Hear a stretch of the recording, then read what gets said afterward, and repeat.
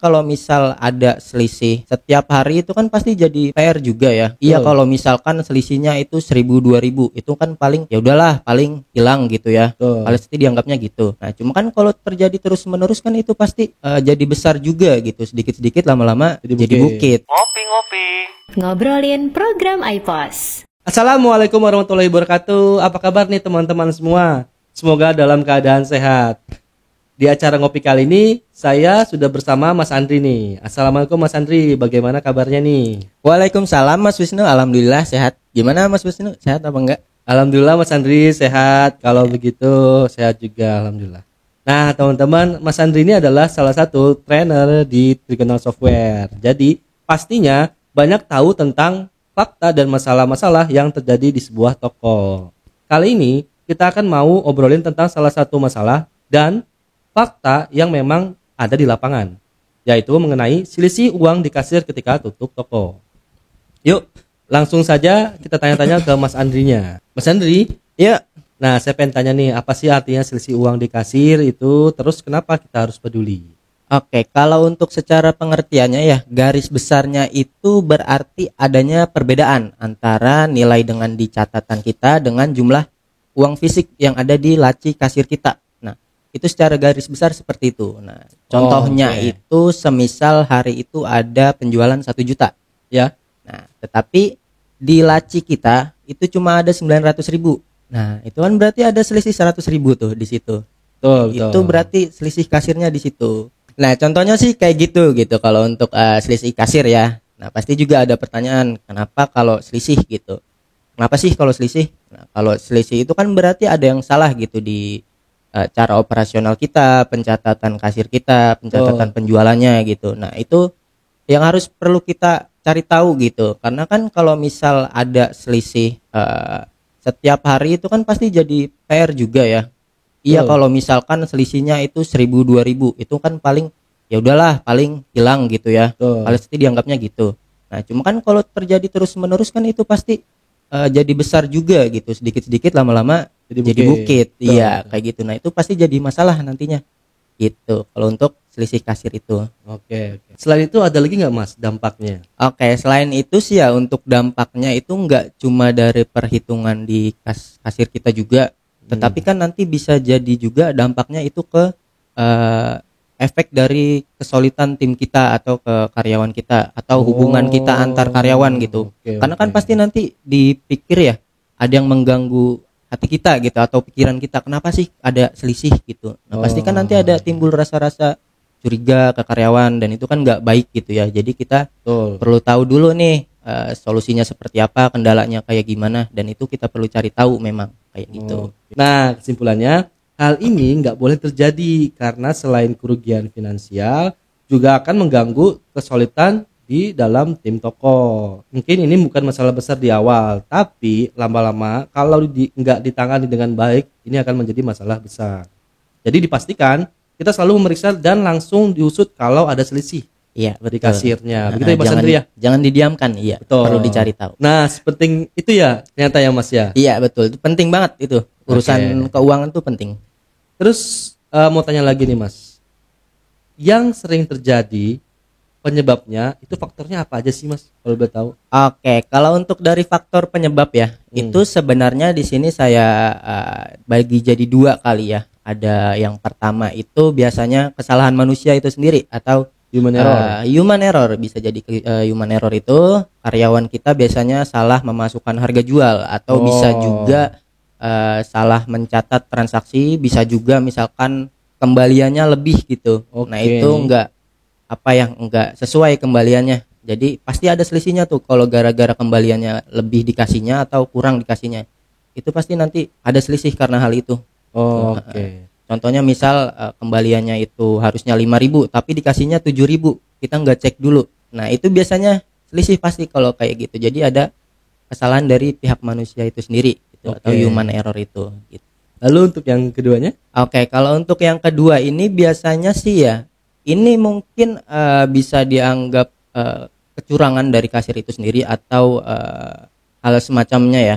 Nah, karena itu kan bisa aja terjadi walaupun potensinya kecil, tetapi itu bisa aja terjadi kalau misalkan kasirnya melakukan kecurangan gitu. Karena kan biasanya kita juga udah lihat beberapa berita ya, ada kasir yang melakukan kecurangan kayak gitu ya. Iya, iya. Nah, itu contohnya semisal ada transaksi 100.000 gitu, barang A keluar, harusnya kan itu jadi penghasilan di kas laci kita atau kasir kita gitu. Ya. Tetapi nggak dicatat sama si kasir nih. Ya. Nah, itu nggak masuk ke penjualan uangnya misal dimasukkan ke kas pribadi si kasir gitu. Oke, berarti manual ya seperti itu ya. Jadi nanti kasirnya megang uang dari penjualan itu, tetapi nggak dicatat di kita gitu. Jadi itu nanti nggak cuma timbul masalah selisih kasir, tapi timbul masalah selisih stok juga. Karena kan stoknya keluar, tapi nggak dicatat gitu. Nah, itu bisa jadi dua masalah kayak gitu. Kalau misalkan memang ada kecurangan dari pihak karyawan atau kasirnya itu sendiri. Nah, tadi kan kalau yang Mas Andri jelaskan itu tadi pencatatan dengan manual. Nah, gimana kalau sudah memakai program? Oke, kalau misalkan udah pakai program ya, itu biasanya beberapa program itu disediakan fitur namanya hak akses user. Nah, itu kita bisa membatasi tuh akses dari si kasir ini gitu, bisa hapus transaksi atau enggak. Jadi untuk meminimalisir kecurangan, mungkin untuk hapus transaksinya bisa dihilangkan aja aksesnya gitu, supaya si kasir nggak bisa menghapus transaksi kayak gitu paling. Seperti itu ya. Iya. Untuk solusinya. Nah, begitu teman-teman, penjelasan tentang kasir tadi yang dijelaskan oleh Mas Andri adalah human error dan kecurangan dari karyawan itu sendiri. Iya, itu dia sih untuk faktor paling besarnya. Ya, biar kita nggak ikutan error, kita ngopi dulu nih Mas Andri. Oke, boleh. Saya minum ya Mas ya. Silakan Mas Andri. Nah, sekarang tadi saya tangkap penyebabnya ini karena human error atau kecurangan dari karyawannya. Iya. Lalu setelah tahu salah satu penyebabnya karena human error gini, ada tips khusus mungkin Mas Andri yang bisa dibagikan ke teman-teman nih semua. Oke, kalau untuk tips ya, itu biasanya sih yang pertama, kalau memang sudah ketahuan ini ada human error atau kesalahan dari manusianya ini sendiri ya, paling yang pertama itu kita komunikasi dulu sama si karyawan atau kasir kita, karena kan komunikasi itu penting ya. Nah, kita cari tahu dulu nih masalahnya karena apa mungkin kasirnya ada yang nggak tahu cara retur barang misal gitu kan. Kalau retur barang kan sebenarnya penjual beli nih awalnya. Betul. Nah, terus kan uang dari penjual dikasih ke kita, barang kita kasih ke pelanggan. Nah, itu kan kalau transaksi penjualan kayak gitu. Kalau retur kan itu berarti pengembalian barang dari si pelanggan dibalikin ke toko kita, terus kita balikin uangnya si pelanggan. Betul. Nah, itu mungkin ada beberapa kasir yang nggak tahu cara retur barangnya, mungkin uangnya itu harus diapain atau dimanain gitu. Nah, itu kayak gitu paling untuk tips pertamanya kita diskusiin dulu. Misal udah tahu kendalanya ini, kita diskusiin, nanti kita kasih tahu solusinya, terus kita cari tahu sama-sama juga seperti apa nanti solusinya kayak gitu. Nah, yang kedua itu ya seperti yang tadi, edukasi ke karyawan atau kasirnya ini gitu. Jadi cara pengembalian retur tuh misal barangnya kita terima dulu, baru kita kasih uang dari pelanggan yang dari transaksi sebelumnya kayak gitu. Itu contoh kecilnya aja sih kayak gitu paling kalau untuk sistem bisnis atau sistem transaksi itu paling. Seperti itu teman-teman pembahasan tentang tadi ya. Kalau misalkan tips khusus untuk penyebab human error, yang pertama itu ada di kita harus diedukasi dulu untuk karyawannya kita ini supaya tahu dia. Contoh tadi yang kasih tahu di Mas Andri tadi adalah retur ya. Iya, contoh kecilnya sih kayak gitu. Ya. Nah, yang keduanya kita harus bicara sama tim atau karyawan kita agar mereka sudah mengetahui apapun yang dijalankan atau ditugaskan masing-masingnya. Iya, gitu ya. udah tahu SOP-nya lah. Ya, betul. Nah, kita lanjutin Mas Andri ya.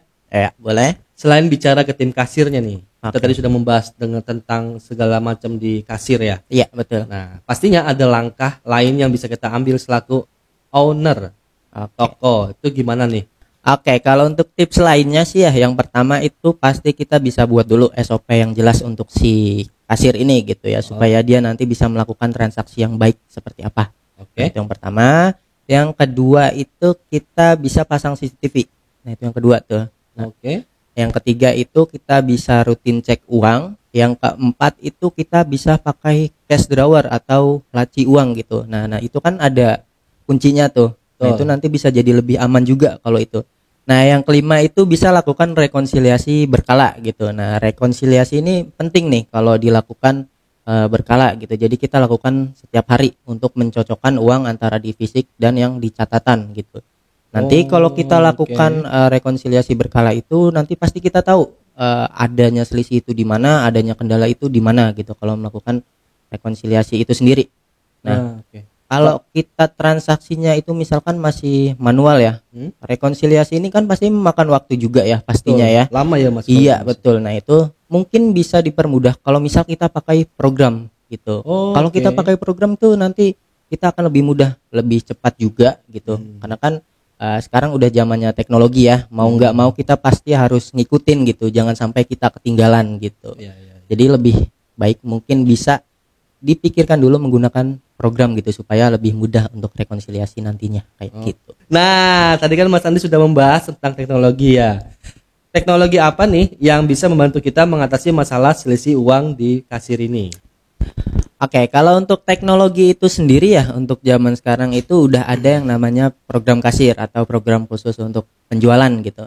Contohnya itu misal IPOS 5 sama program ke toko. Nah, itu bisa kita pakai program itu. Karena di situ nanti bisa mempermudah kita gitu dalam proses pengecekan transaksi atau rekonsiliasi juga gitu. Nah, untuk program IPOS 5 sama ke toko ini sendiri juga itu ada yang namanya fitur log aktivitas. Nah, untuk fitur log aktivitas ini nanti berfungsi untuk ngecek gitu setiap pergerakan atau setiap aktivitas yang kita lakukan di program ini. Misalkan contoh ada penghapusan transaksi. Nah, itu nanti dicatat di programnya, ada di log aktivitas itu sendiri. Nanti kita bisa cek gitu, itu dilakukan oleh user siapa, dilakukan oleh komputer apa gitu, dilakukan di tanggal dan jam berapa gitu. Itu nanti di-track sama programnya. Jadi mempermudah kita gitu untuk itu. Wah, menarik banget nih Mas ya. Berarti software tadi itu bisa membantu kita untuk mengatasi masalah-masalah yang tadi ya pada kasir betul. ya. Nah, jadi aplikasi kasir nggak sekedar untuk pencatatan transaksi akurat di toko, tapi juga bisa untuk menghindari masalah-masalah yang nggak kita harapkan seperti contohnya selisih uang di kasir tadi. Iya, betul. Terima kasih banyak Mas Andri. Siap, sama-sama Mas Wisnu. Sudah insight di ngopi kali ini. Iya, siap. Nah, buat teman-teman semua, terima kasih sudah gabung di acara ngopi kali ini bersama Trigonal. Semoga membantu. Sampai ketemu di acara ngopi selanjutnya. Assalamualaikum warahmatullahi wabarakatuh. Waalaikumsalam warahmatullahi wabarakatuh. Dadah.